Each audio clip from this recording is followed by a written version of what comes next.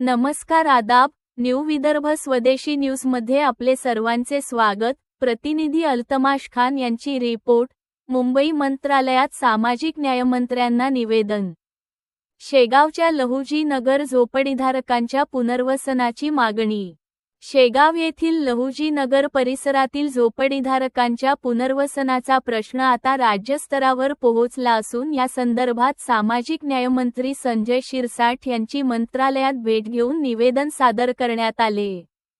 शेगाव येथील लहुजी नगर परिसरातील झोपडीधारकांना पर्यायी जागा व शासकीय घरकुल उपलब्ध करून देण्याची मागणी यावेळी करण्यात आली।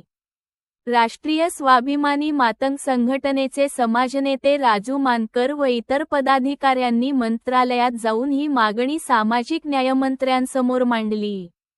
दरम्यान, मुंबईतील आझाद मैदान येथे 4 मार्चपासून सुरू असलेल्या बेमुदत आमरण उपोषणाच्या पार्श्वभूमीवर हा मुद्दा अधिकच चर्चेत आला आहे।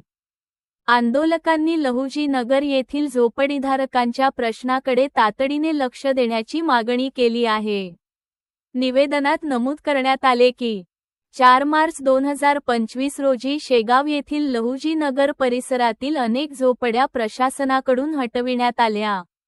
या कारवाईमुळे शेकडो कुटुंबे बेघर झाली असून त्यांना तातडीने पर्यायी जागा उपलब्ध करून देणे गरजेचे आहे।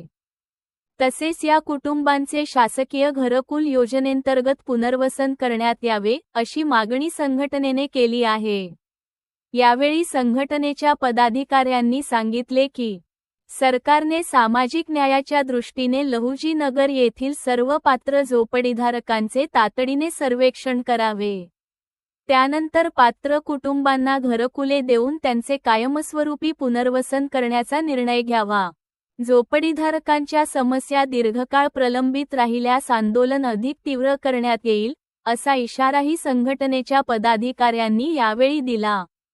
दरम्यान, सामाजिक न्यायमंत्री संजय शिरसाठ यांनी निवेदन स्वीकारून संबंधित अधिकाऱ्यांशी चर्चा करून योग्य तो निर्णय घेण्याचे आश्वासन दिल्याची माहिती प्रतिनिधींनी दिली।